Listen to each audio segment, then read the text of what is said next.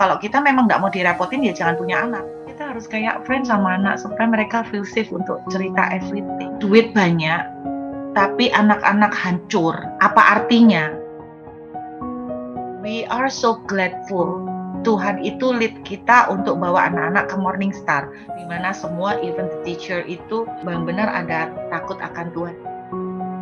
Justru Helen, saya di lockdown di Perth ini, it's a grace. Kita belajar untuk hand in hand, and we pray because the kids will see it. And when miracle happen, the kids will also see it. This is the best time that God give for our family to be united.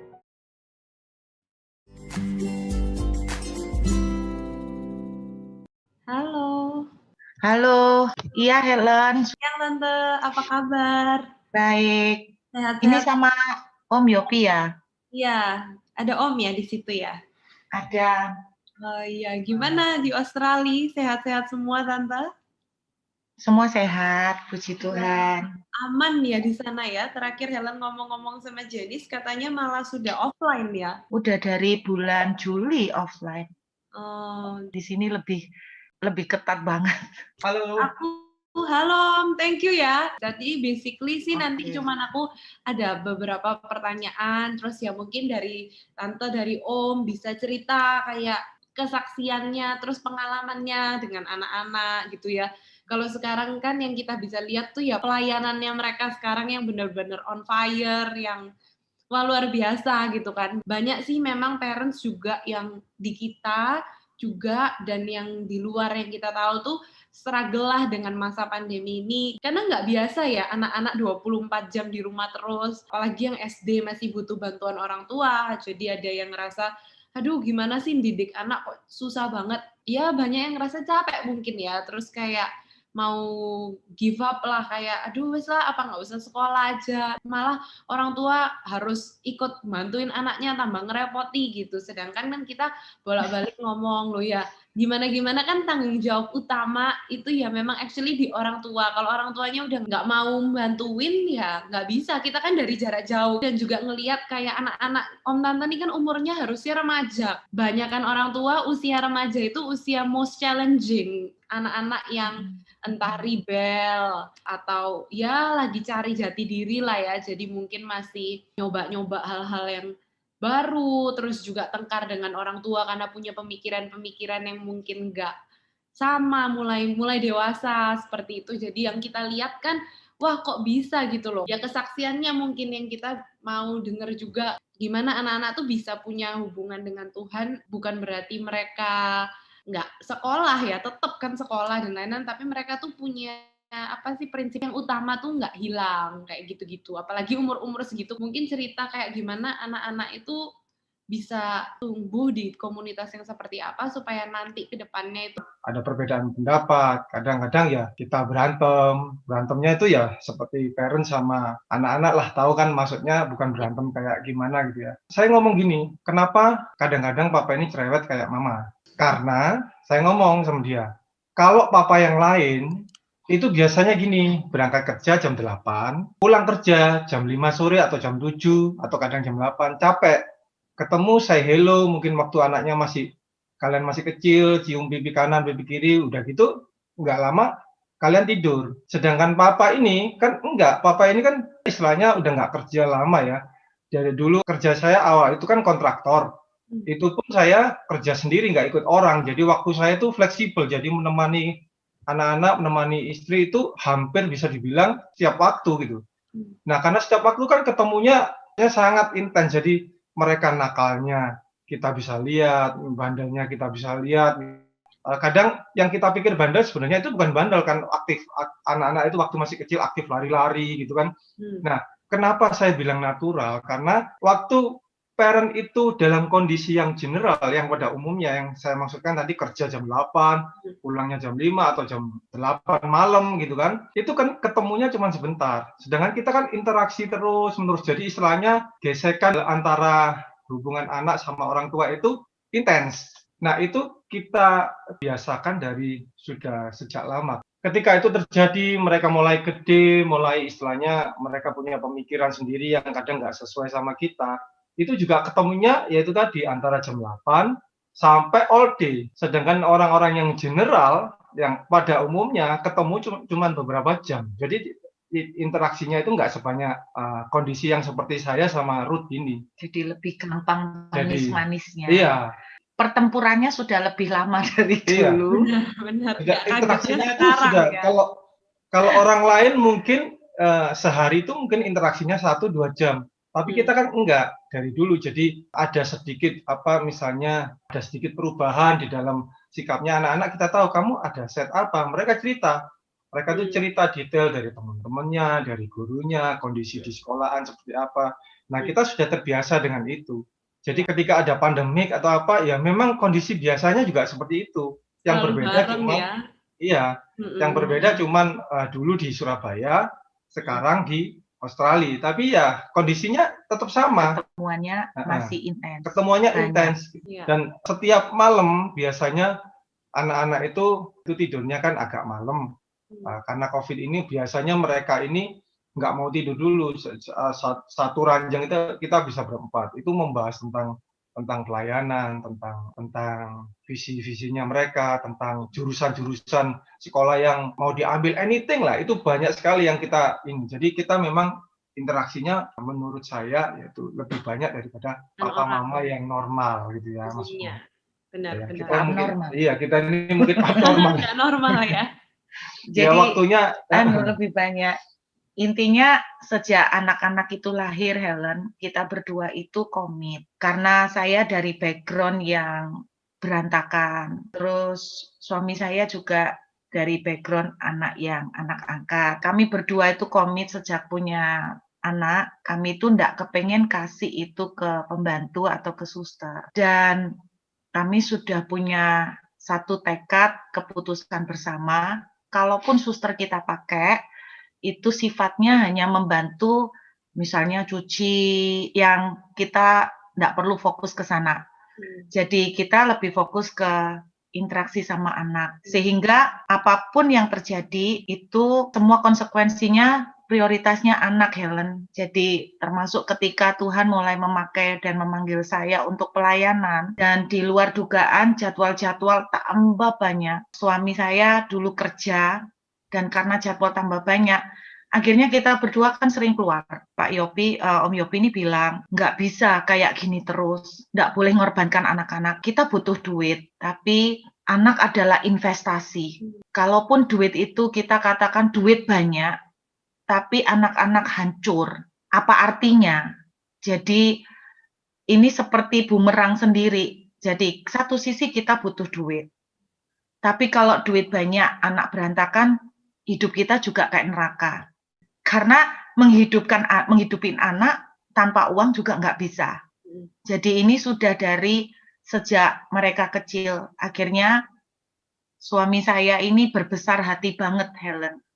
Nah, dia bilang, gini aja, salah satu dari kita harus ngalah. Mungkin kamu yang nggak kerja, maksudnya kamu nggak pelayanan cuma diambil sebisanya. Atau aku yang mengalah, menjadi bapak rumah tangga yang lebih banyak spend time sama anak. Jadi itu sacrifice, Helen. Wow. Tapi kita nggak bisa bilang itu juga sepenuhnya sacrifice. Kalau kita memberikan itu karena cinta sama anak-anak, it's actually worth it. Ya, karena anak itu masih long term ya. Jadi kita memikirkan anak-anak itu investasi jangka panjang. Jadi itu yang harus diprioritaskan. Nah, makanya akhirnya suami saya berbesar hati untuk mengambil keputusan bahwa dia yang akan resign dari job. Dan saya meneruskan pelayanan. Kenapa? Karena dia bilang begini, karena saya melihat bahwa Tuhan memang benar-benar mau panggil kamu untuk melayani. Dan saya melihat pelayanan kamu ini bukan ecek-ecek, bukan kecil-kecil, tapi aku melihat bahwa ini pelayanan kamu akan tambah gila-gilaan. So, salah satu dari kita harus ngalah to stay with the kids. Seperti itu, Helen. Jadi, kami berdua sacrifice. Nah, ketika lockdown terjadi, struggle-nya sebetulnya bukan soal anak-anak 24/7 at home.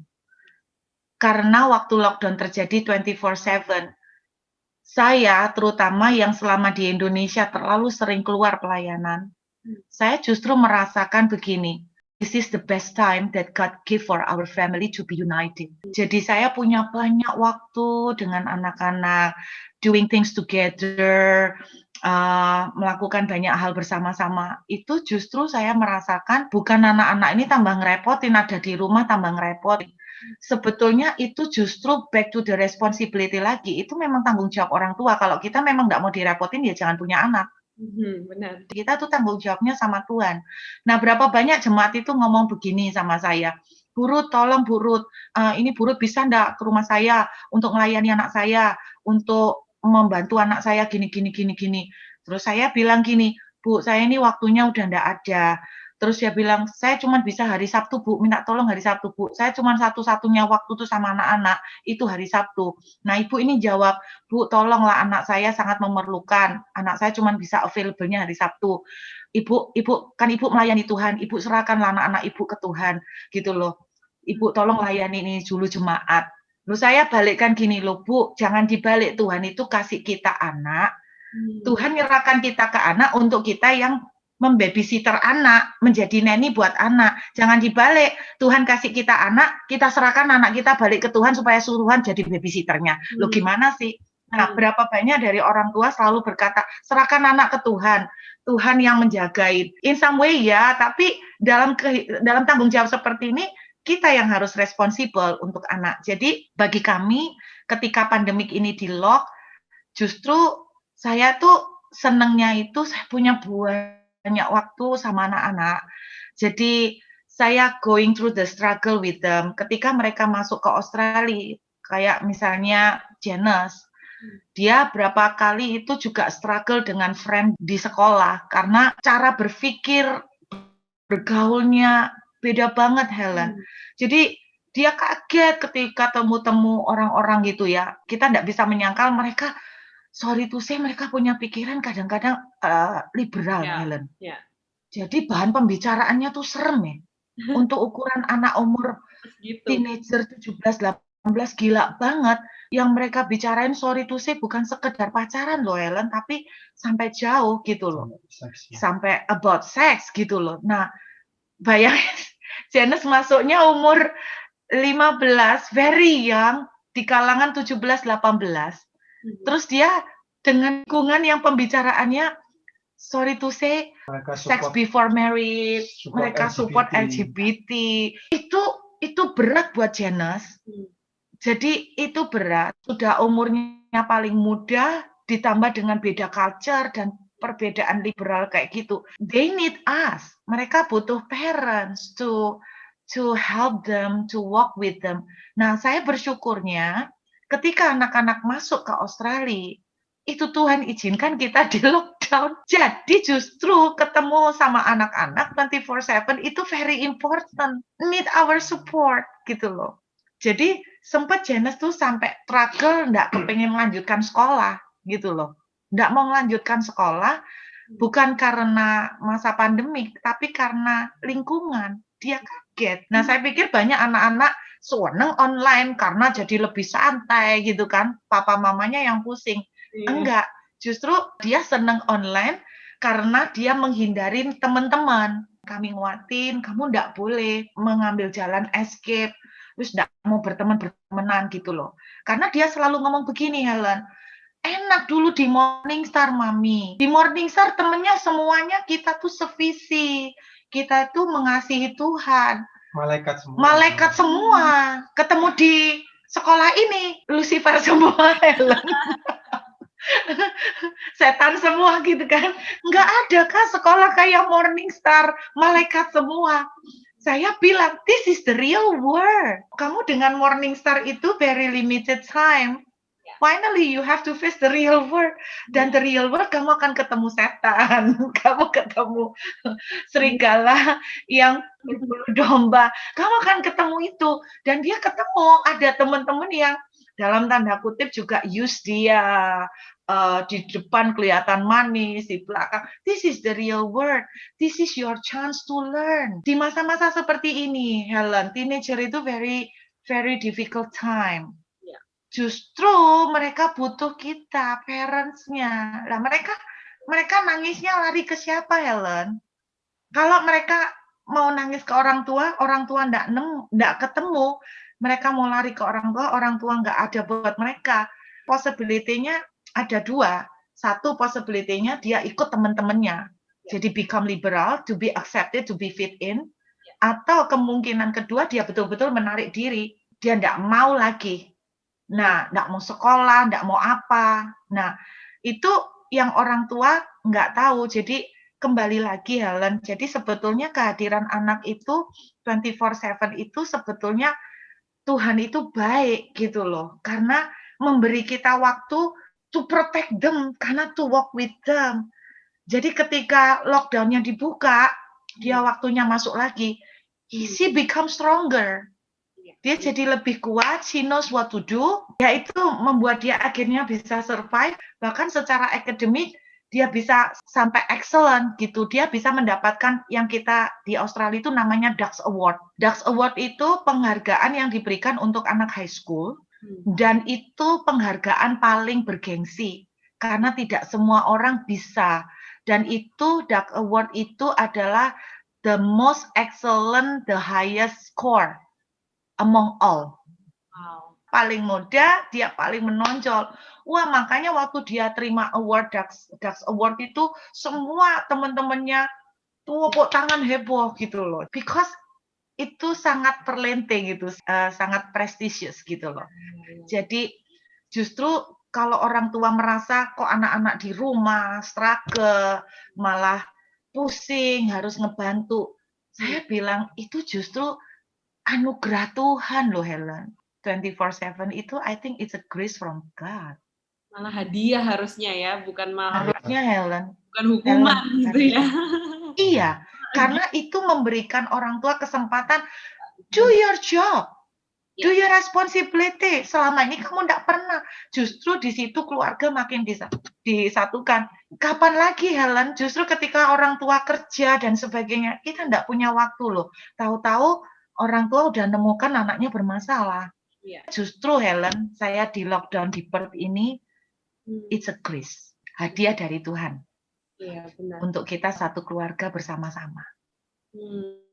Itu kalau soal 24/7 sama anak-anak Helen.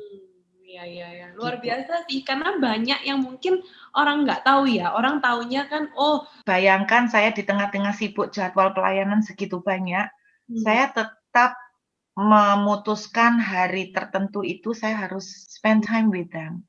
Pergi bareng, makan bareng. Kalau ditanya capek Helen, kadang-kadang Helen bayangkan pulang pelayanan, kadang-kadang mereka kepengen jalan-jalan di tengah dari jadwal yang sudah ditetapkan. Aku juga ngebelain untuk jalan-jalan sama mereka. Kadang-kadang badan itu udah rada meriang Helen. But I still do it karena number 1 Tuhan, number 2 itu mereka harusnya our family. Nah itu Helen.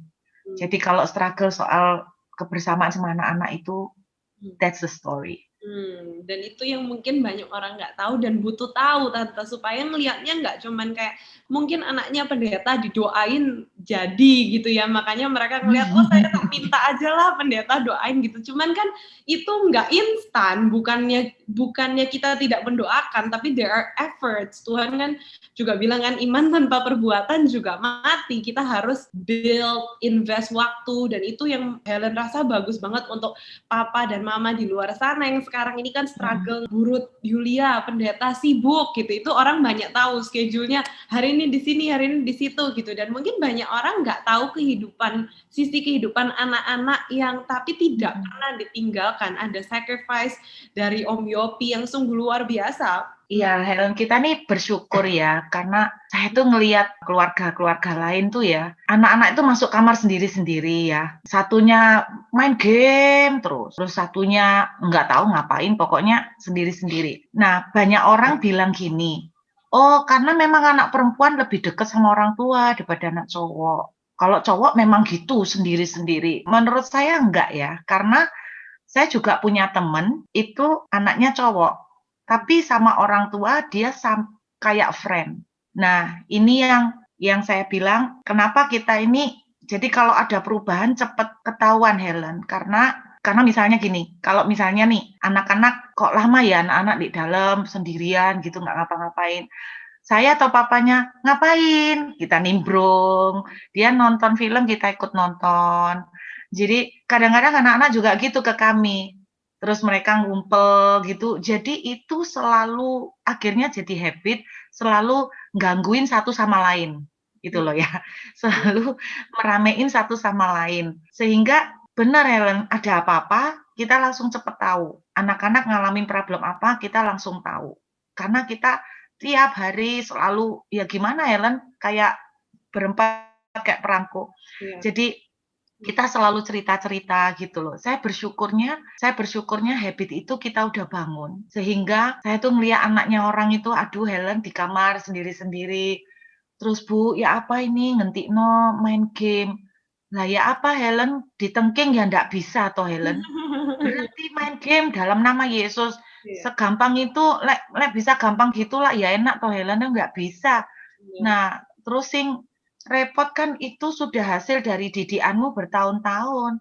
Nah, sekarang anakmu lebih seneng main game daripada sama kamu ya, sorry to say ya, itu sing kamu tanemno. Karena kamu juga dulu sibuk dengan hal kamu sendiri dan anak kamu ya kamu biarkan sih, kamu ngasih game dengan tujuan supaya nggak ngerepotin kamu kan. Ya, supaya nggak repot Supaya gitu. kita nggak repot kasih game. Iya. Padahal itu nggak bagus kan Helen. Nah akhirnya kenapa anak itu nggak bisa communicate? Ya karena salah kita sendiri sebagai orang tua. Nah berapa banyak waktu yang kita perlukan untuk anak-anak? Sebanyak-banyaknya. Alkitab itu bilang gini, waktu kamu duduk, waktu kamu berdiri, waktu kamu jalan, selalu bicarakan dengan anak-anakmu. Berarti kan everyday Helen, nggak bisa oke gua kasih waktu hanya 2 hours sama anak-anak. Nggak bisa. Waktu kamu jalan, waktu kamu berbaring kan berarti belum tidur toh, masih leye-leye. Itu pun kamu discuss sama mereka. Dari dulu Helen, saya sama papanya ini, sama anak-anak, saya tuh nggak bisa nyimpen rahasia sama anak-anak. Jadi gini, ada masalah apapun, baik soal duit, soal pelayanan, difitnah orang, dimarahin orang, dimaki orang, selalu cerita sama mereka. Satu sisi saya melihat ketika mereka melihat bagaimana saya punya struggle, kita punya masalah, lalu mereka melihat pertolongan Tuhan. Satu sisi positifnya, mereka itu melihat Tuhan itu hidup. So they know how to deal with problem. Pray, worship. Karena mereka lihat kita. Jadi ketika kita deal dengan problem, kita nangis. So they know that bahwa nangis itu is normal gitu loh. Bahwa pendeta nangis itu normal, bukan berarti pendeta itu tidak boleh nangis. They know everything about me. Jadi they imitate what we did. Jadi makanya aku bilang cara seperti yang Pak Beni juga pernah share, cara mengeducate anak itu they exactly will imitate us. Mereka bukan berarti nggak pernah marah kan Helen. One day mereka juga pernah berhadapan sama orang yang menjengkelkan. They know how to react. Mereka nggak akan membiarkan kepahitan itu sampai masuk. Nggak akan sampai membiarkan itu berlama-lama. Jadi itu yang very important. Mungkin itu Helen. Peranannya di parent ya Helen. Kita a lot of time, a lot of tears. Jadi communication, embrace them, take them together with you. Jadi jangan berdiri separately gitu loh. Jadi Orang tua sendiri nih tugas mama papa cari duit, lu tugas lu sekolah. No, kita together gitu loh. Always include them in everything.